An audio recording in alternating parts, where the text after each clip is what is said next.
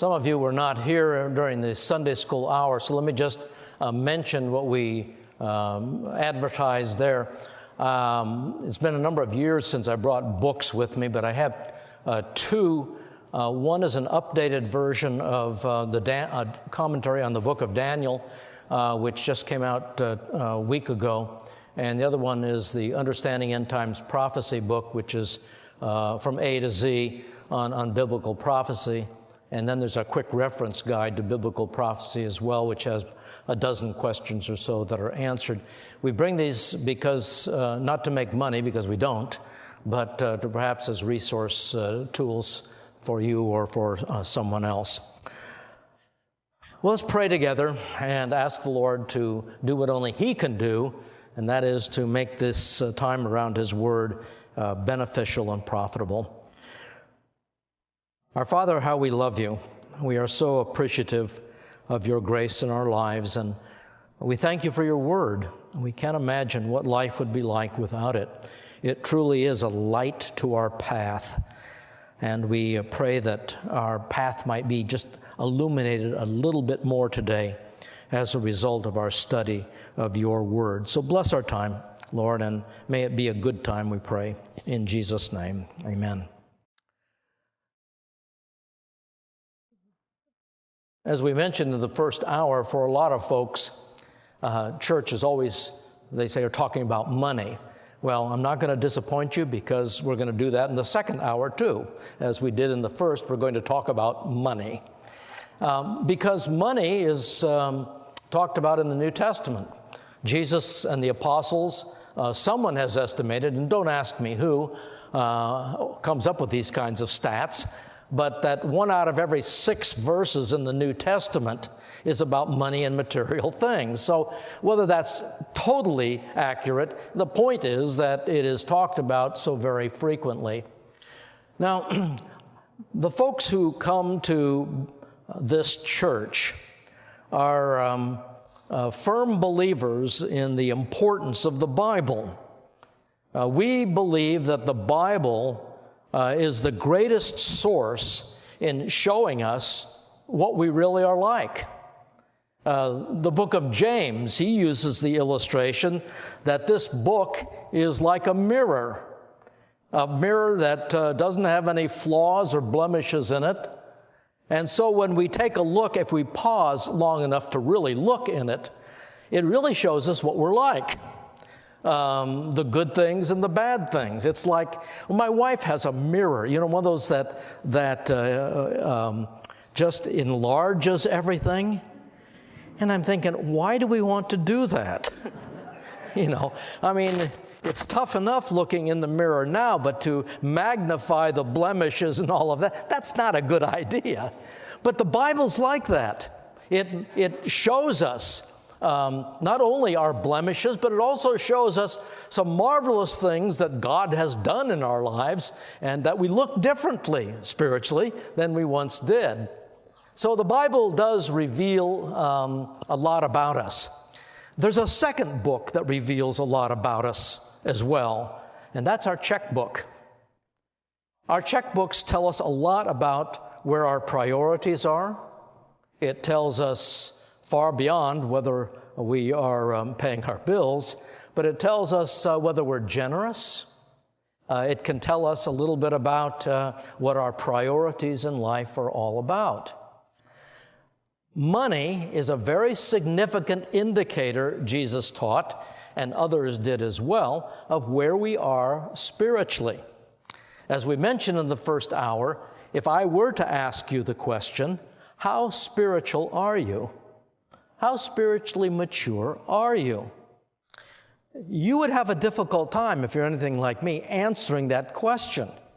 Now, if I said we got a sliding scale of 1 to 10, I'll try to objectify it a bit, 1 being extremely carnal, 10 being marvelously spiritual, most of us would say, I can't be a 10, that's sort of arrogant, and I certainly don't want to say I'm a 1, so we usually put us somewhere in the middle on the scale. I'm a 7 or an 8 or something of that nature. But the truth of the matter is, we have a tough time identifying really how spiritual we are, where we are in our spiritual maturity.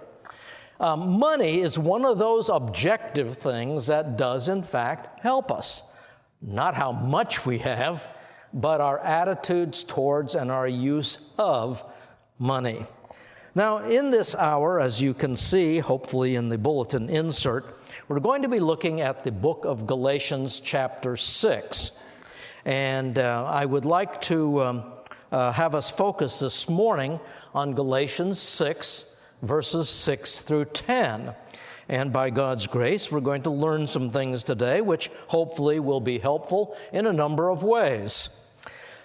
Now, when we come to this portion of Galatians, obviously it's at the end of the letter, and what the Apostle Paul has been doing is explaining some objective evidences of where we are in our spiritual maturity. I would argue that Galatians chapter 5 and 6 are one of the three most significant passages in all of the New Testament on spiritual maturity and where we are in our spiritual life. We all know, to some extent or another, Paul's description and objectification of spirituality when he talked about the fruit of the Spirit. We're all familiar with that. And you ladies probably, like with my wife, we have little plaques up on the wall and embroidered stuff with the fruit of the Spirit on it. And I'm not sure how that impacts us at all, but we at least recognize the fruit of the Spirit. It's an objective. God's goal for your life and mine is that we're like Christ, according to Romans 8. You wonder what God is doing in your life? He's trying to make you and I look like Jesus Christ in our characters. Sometimes we cooperate with Him, and sometimes not so much. But Christ-likeness is sort of an abstract, ethereal idea. But what Paul is doing is objectifying a bit and saying, well, this is what Christ-likeness looks like: love, joy, peace, and the familiar 9 virtues of the Spirit. But we oftentimes stop there, failing to recognize that what Paul then does is to give us some 5 more evidences of spiritual maturity. Now, we'll have to do this somewhat quickly, but if you look at Galatians chapter 5 and verse 24, he has another, beyond the fruit of the Spirit, another mark of spiritual maturity. Now, those who belong to Christ have crucified the flesh with its passions, that is, its improper emotional desires, and desires improper mental desires. So what's he saying? Well, he's telling us that a maturing Christian has a basic understanding about the Christian life, and that is that the flesh, this powerful entity, negative entity within us, no longer has authority.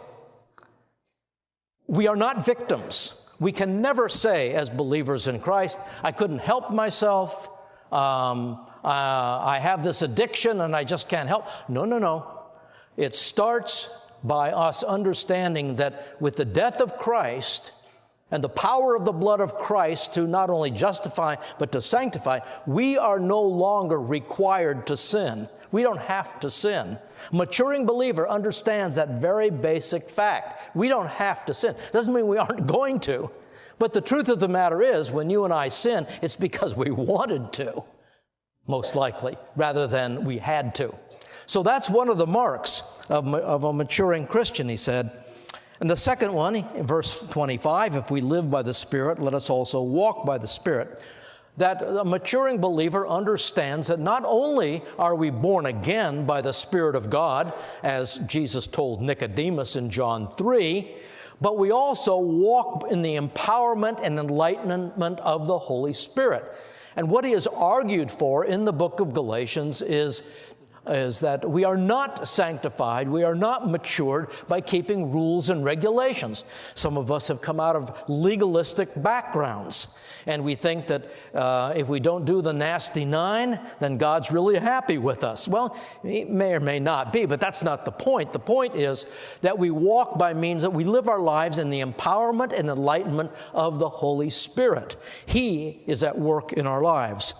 And then in verse 26, he gives the third, and that is that A maturing believer is not self-focused, self-centered. Let us not become boastful, challenging one another, envying one another. That one of the evidences of a maturing believer is there's a humility about them. As Paul says in Romans chapter 12, they do not think more highly of themselves than they ought to think. Doesn't mean we never think about ourselves, but we don't elevate ourselves. We are not in competition. And churches are notorious for having believers compete with one another for ministry positions and all of that kind of thing. Well, a maturing believer doesn't do that. And then the fourth one he mentions is in verses 1 through 5 of chapter 6. And again, it's one of those cases where why in the world they put a chapter division in the middle of a discussion, I don't know. You know what I've said before, that the Bible, verse by verse, is inspired by God. The chapter divisions were inspired by Satan. Now, don't write that one down, okay? Because what oftentimes we stop at the end of a chapter not realizing the discussion is going on, and we never do go on with the discussion. Don't write that down, okay? We're going to cut this out of the tape also. But anyway, so what he says in verses 1 through 5 is that a mark of a maturing believer is that not only are they not self-centered and they're humble, but they are looking out for the other believer. They are their brother's keeper. We bear one another's burdens. And to the point where if a believer is walking away from Christ, we step in and come alongside of them and attempt to get them back walking with Christ again. We don't leave them on their own. So these are some of the evidences. And then the final one, the sixth one that he gives, is the one we want to look at today. A mark of maturing believer is that they use the resources, their money, wisely and correctly. So let's begin at verse 6 and see what we can get from this, and we'll be sort of building on what we said in the first hour. Verse 6 of Galatians chapter 6, the idea of investing in the ministry of Christ, investing in people. He says this, "And let the one who is taught the word share all good things with him who teaches." I was in the college classroom for over 40 years, and I tried to encourage my students with the idea that they should take up an offering at the end of each class for me, because it says the one who has taught the word ought to be sharing with the one who's doing the teaching. 40 years, I never had one taker during the whole time. For some reason, they didn't respond well to that, but the idea is that one of the things that we do with our money is to invest it in ministry. Now, in 1 Corinthians, and I don't want to take too much time here, but the expanded version of verse 6 is found in 1 Corinthians chapter 9 and verses 6 down through 18. Let me just rehearse this for you because Paul is making an important principle here. He's talking about himself and Barnabas, and he says this, "Or do only Barnabas and I not have a right to refrain from working?" Remember that Paul was a tent maker. He earned his living through making tents as his side job while he ministered. And he says this, "Who at any time serves as a soldier at his own expense? Who plants a vineyard, does not eat the fruit of it? Who tends a flock and does not use the milk of it? Am I not speaking these things I am not speaking these things according to human judgment, am I?" In other words, he's just saying, it's just logical that, if you work, you ought to be paid. That's the logic behind it. He says, but it's not just human logic, is it? Has God talked about this? Oh yeah, he has. Does not the law also say these things? For it is written in the law of Moses, you shall not muzzle the ox while he is threshing. God is not concerned about oxen, is he? I mean, is he really that concerned about what happens to oxen? Well, the main thing is this. Is he speaking together for our sake? Yes, for our sake it is written, because the plowman ought to plow in hope, and the thresher to thresh in hope of sharing his crops. Verse 11 is the crux of it. If we sowed spiritual things in you, is it too much if we should reap material things from you? And down in verse 14, so also the Lord has directed those who proclaim the gospel to get their living from the gospel. So this is a pattern that Paul says, if you have been benefited by the ministry, then you ought to be contributing towards it. And I think we understand that. That's not new news here. We, of course, when we read Paul, what he is saying is, I'm not going to take any pay. I will not accept any money, because like today, where you have preachers trying to get $52 million jets to do their work for Jesus, there are charlatans everywhere. And Paul was very careful about the issue of money. And he wanted to make it clear, I'm not in this to make a buck. In fact, I won't accept any money from you. Could I? Yes. Should I? Yes. Do you have a responsibility? Yes, you do. But I'm not going to take anything from you, because I never want to be charged with being a charlatan, being an itinerant preacher going around and collecting money. But God has made it clear that we are to invest in ministry. And so that, in 1 Corinthians 9, verses 5 to 14, that's an expansion, really, of Galatians 6:6. And so that's the general principle. I think we all understand that. And that is that we who have been benefited by others ought to be giving of material wealth. Paul argued that to the Corinthian believers as well. And we'll get into who do you give to in just a few moments. Now, why would Paul be writing this and including this in his discussion of marks of spiritual maturity? It's because of the first phrase of verse 7, where he says, do not be deceived, which tells us that, and this is a command, meaning that they were in fact deceiving themselves on this matter. It tells us that these people had somehow, in some way, decided that they didn't need to listen to the principles of God on the matter, and so they thought, apparently, that they were getting away with something in not giving to ministry of the gospel. And Paul says, stop being deceived about this. God is keeping very accurate records on what's going on. So the question then comes in, okay, what is God's standard? What is God's requirement? And as we said in the first hour, we're going to get back to it here as well. The key issue in our giving revolves around one word: steward. We are stewards of Christ's wealth. We will get back to that. Now, in the latter part of verse 7, do not be deceived. God is not mocked, for whatever a man sows, this he will also reap. The law of the harvest. Now, this verse, Galatians 6:7, is used for everything under the sun. You'll hear it quoted. And we say, he's reaping what he sowed. Well, true, that's a biblical idea. It's a biblical principle and can be applied to 1,000 different areas, but here it is being applied to money. Money and how you use money. Don't be deceived. God's not fooled by all of this. Whatever you sow is exactly what you're going to reap. So the principle is that of the harvest, and it applies here to money.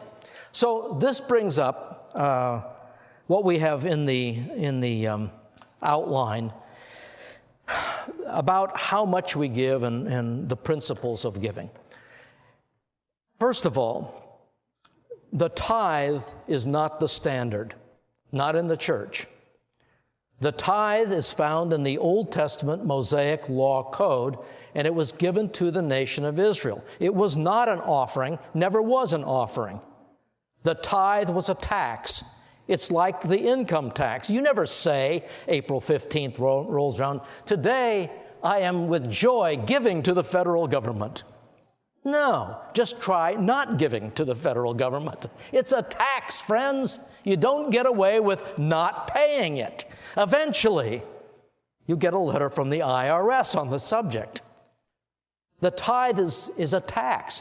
And so a lot of Christians have been programmed to think 10%. And so when they think of their giving, they think 10%. Now, there are several problems with that. First of all, it's not the standard. You never find the tithe mentioned in the church age. From Acts 2 on, the tithe is absent totally from the matter of giving in the New Testament. There's between, and I went through this, and so I counted them and I studied them. There's between 50 and 55 different places in the New Testament that talk about money and material possessions, from Acts 2 all the way to the end of the book of Revelation. Not once is the tithe ever used as the standard. The only place in the New Testament and we have it listed there, is found in the book of Hebrews, where it talks about Abraham paying tithes to Melchizedek. It's an Old Testament reference, pre-law, but it's still an Old Testament reference. The point is that not one time is the standard for giving in the New Testament ever said to be the tithe.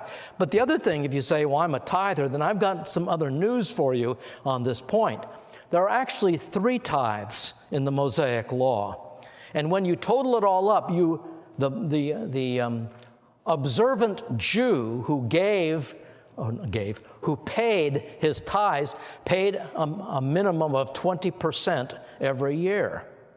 So if you want to be a tither, then you need to up the ante to at least 20%. But that's not the standard.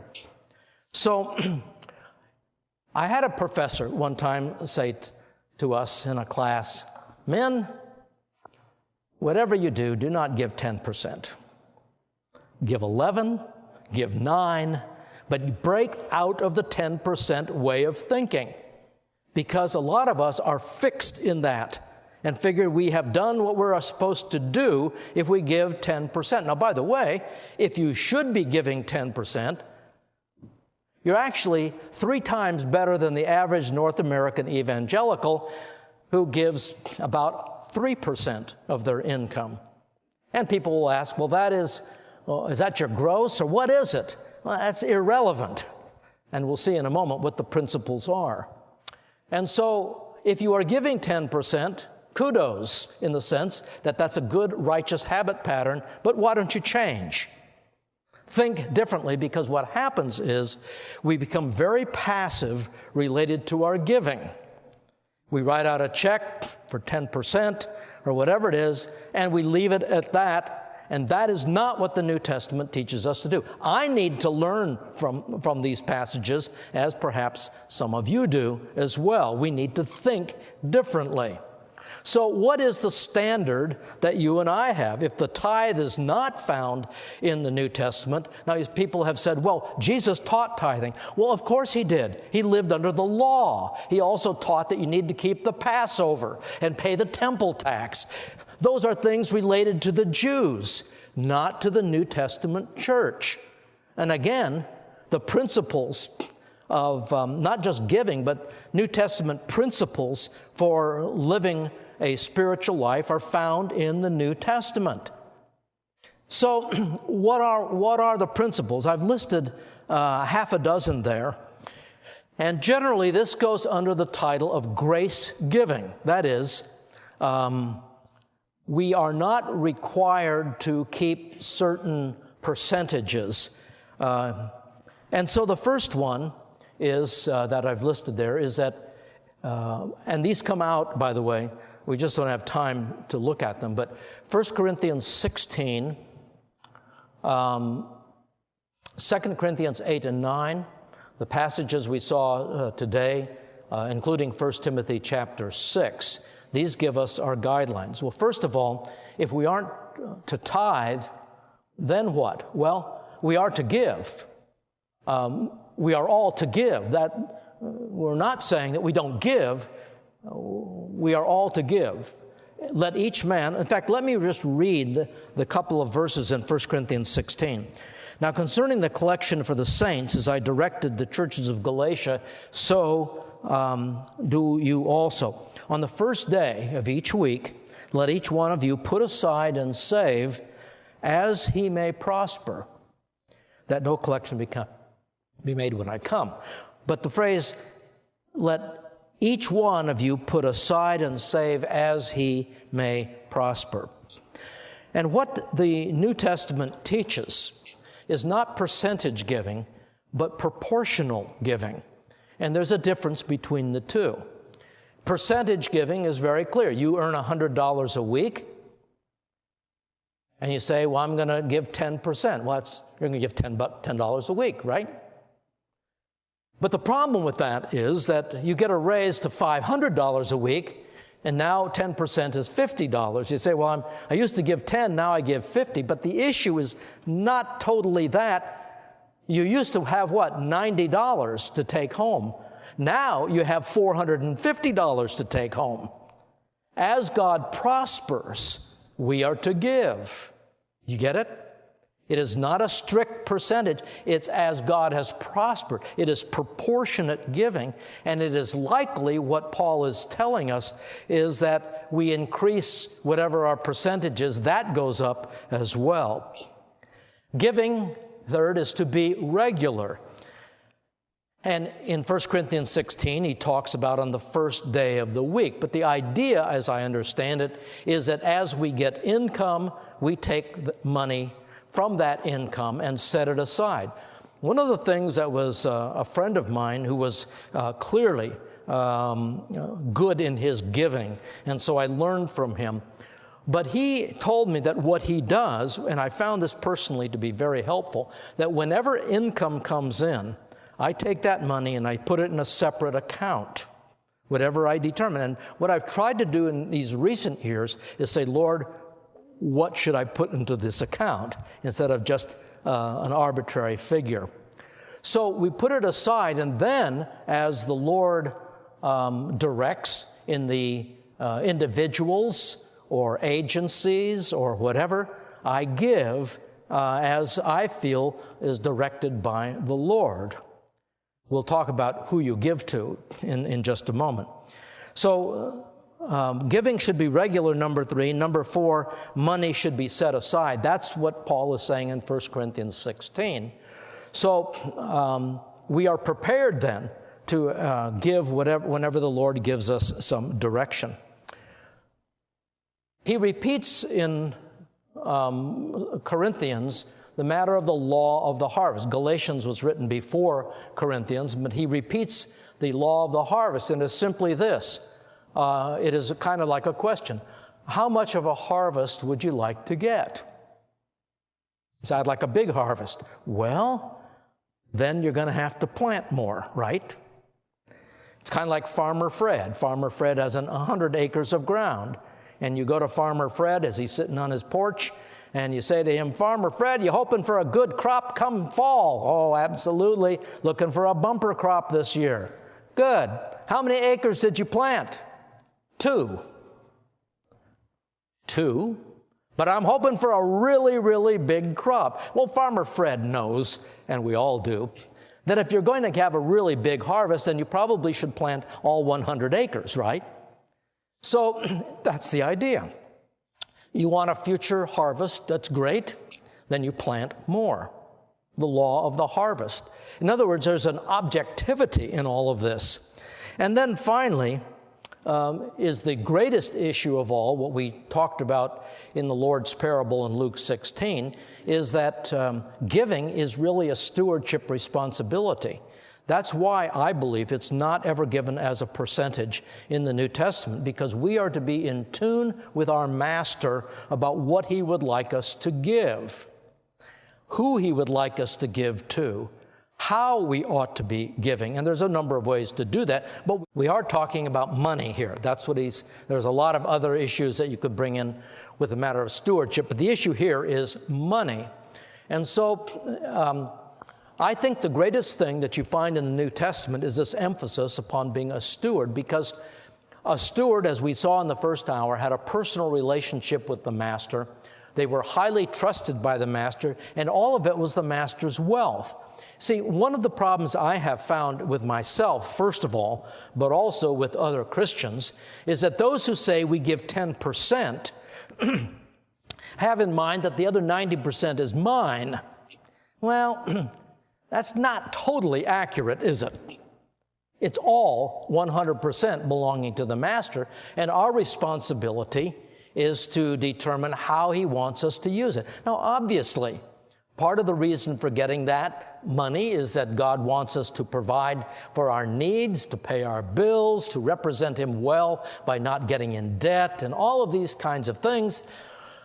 But it's still a stewardship. It all belongs to the Lord. Now, frankly, since this is true confession time, I was so stuck on the matter of 10% that I never thought beyond that.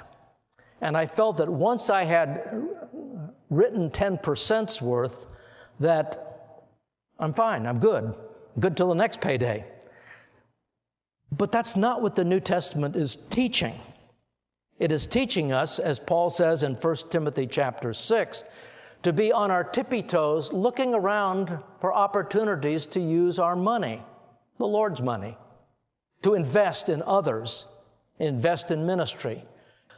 So I think we need to rethink this, because I have a sense that many here have established the wonderful and righteous habit pattern of giving to the Lord's work and all of that. But what I'm encouraging you to do, as I encourage myself to do, is to think beyond 10% and to begin to think, Master, what do you want me to do with your money? Remember in Luke chapter 16, the problem with the steward was that he was embezzling from the master. And that's really the last thing we want to hear Jesus say at the judgment seat of Christ. You embezzled from me. I gave you great, copious amounts of wealth. And you didn't use them exactly where I wanted them to be used. We don't want to hear that. So we may need to make some mid-course corrections. We may need to sit before the Lord and talk to him about this. And remember, again, if I could repeat myself, that we are rich people if we have food, if we have housing and clothing, and then we have more than that. We are classified by Paul as rich. My guess is that most everybody here in the auditorium this morning is in the category of the rich. Now, we don't think of ourselves that way because our culture tells us differently, but the scriptures say we probably are very rich people. So those are some of the principles that are involved. Now, the result of all of this, and I hasten on, the one who sows to the flesh, Paul says in verse 8, shall from the flesh reap corruption. But the one who sows to the Spirit shall from the Spirit reap eternal life. So again, it is the law of the harvest that is in view here. And what does it mean to sow to the flesh? Well, our initial response is, well, we're really doing creepy and evil things, using our money for some really bad stuff. But that's not probably what it means, because that probably is not the problem that you and I have. Sowing to the flesh means that we are we're talking about using money for our own self-interests, to gain status perhaps, impulsiveness in our buying habits, responding to cultural pressures to just buy stuff. We need to upgrade this or that. Why? Because they said so on HGTV, so I'm going to upgrade all kinds of stuff, even though it's A-okay. Our indebtedness, all of these indicate that we are perhaps sowing to the flesh. And what is the result of that? The result of that is negative. We reap corruption. All kinds of stress comes into life. Our indebtedness is killing us. And that's what Paul says again in 1 Timothy chapter 6. It is the love of money that is the root of all kinds of evil, and even those people in the faith who have succumbed to that are reaping all kinds of negativity in their lives that they didn't have to have come in. So the law of the harvest is, if you sow weeds, you're going to get weeds. But he says this, the one who sows to the Spirit shall from the Spirit reap eternal life, something future. Now, I want you to take a look at this. Some time ago, I forget when now, we actually talked about this in Matthew chapter 19. But are you troubled at all by what Paul says there? That if you use your money and invest wisely, you shall from the Spirit reap eternal life. Eternal life is connected with my giving, my investing. Well, it's interesting, and we don't have time to go through all of this, but there are about a half a dozen times in the New Testament, Matthew 19 being one of them, where Jesus is talking about the rewarding of his followers in the future, where he talks about reaping or gaining eternal life through good works. And needless to say, those with the theological persuasion that good works is a part of our salvation use these verses. But first of all, I think that everyone knows this, but let me make clarity. Eternal life is received by receiving God's gift of eternal life through Jesus Christ. We receive eternal life when we place our faith in the God-man who died on the cross, rose again from the dead. We place our faith in Him as the Savior from sin, and when we put our faith in Him, we trust in Jesus, then we receive eternal life. That's why passages like John 3:16, John 5:24, all refer to eternal life as a present possession. That if, verily, verily, I say unto you, he who believes in me has eternal life. That's why many, if not all, in this room sit here having eternal life as your present possession. But whenever, in the half a dozen times or so, when the text of Scripture talks about eternal life being a future possession, which is what we have here, what it is talking about is not eternal life in the sense of being born again.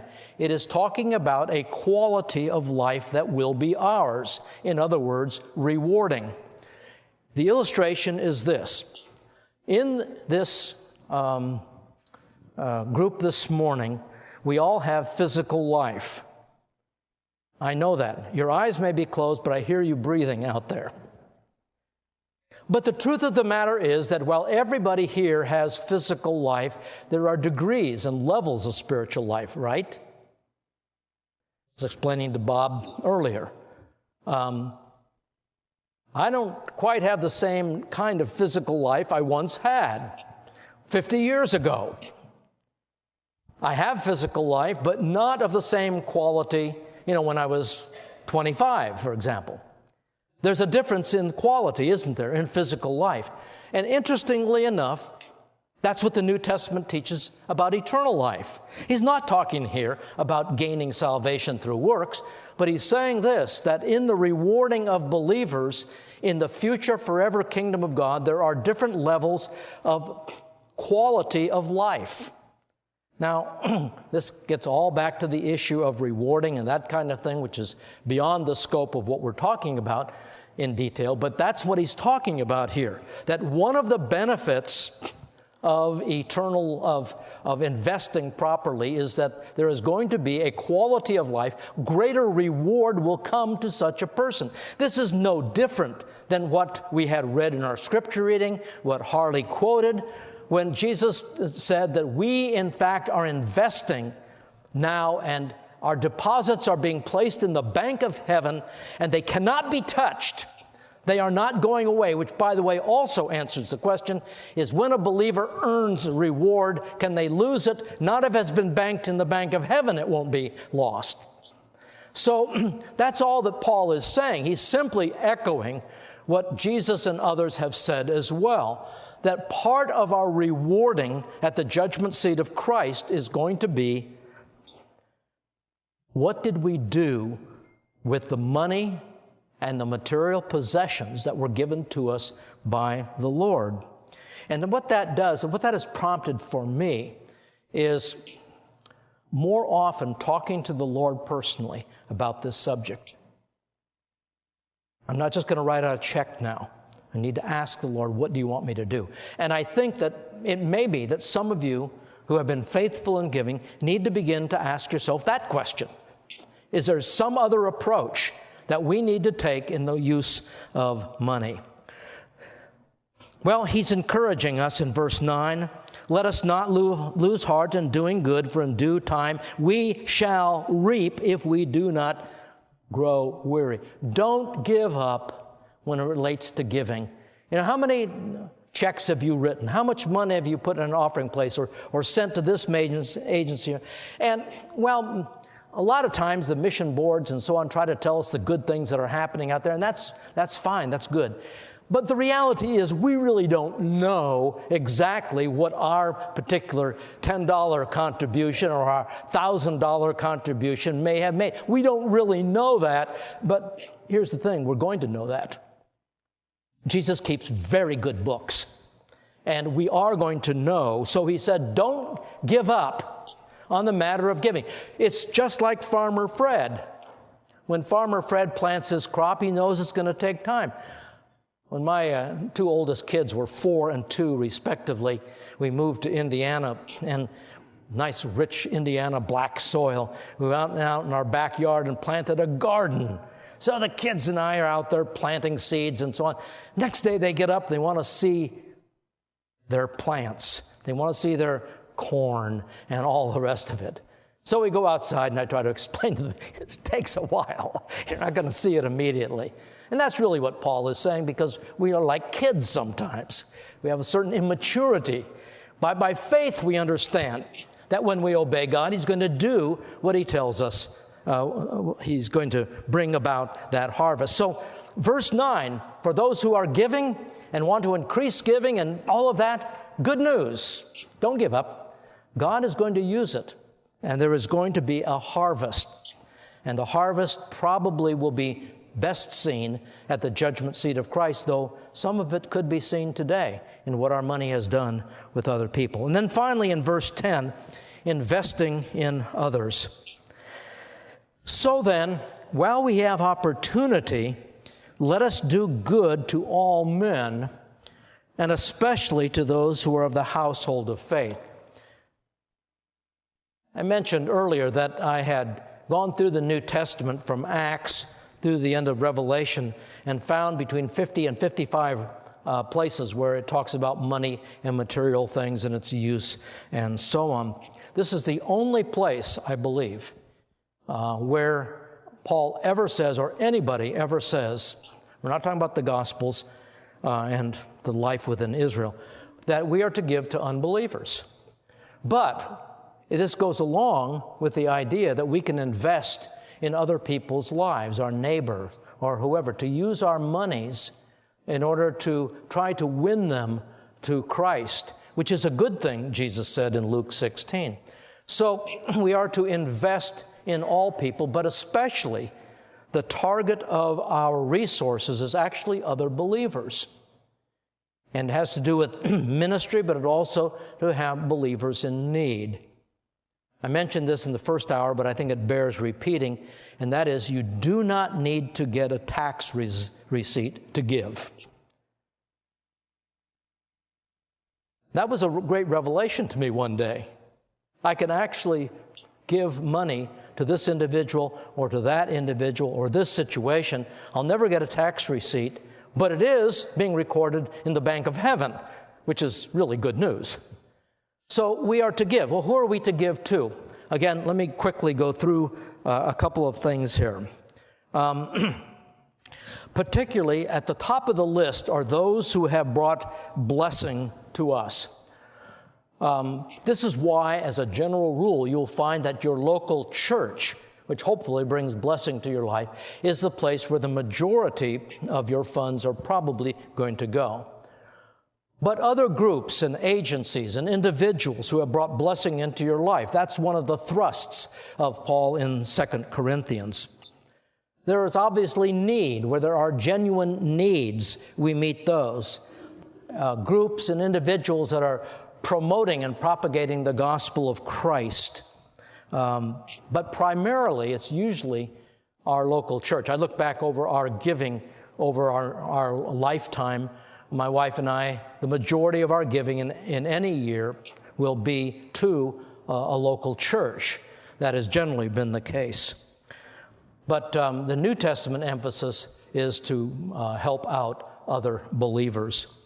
Well, what are we to do with this? Let me close by giving 3 points, which sound a little bit like the ones I gave last time. But the first truth that we're to take away is that we are stewards, which means that we are accountable to the Master on how we have used his money.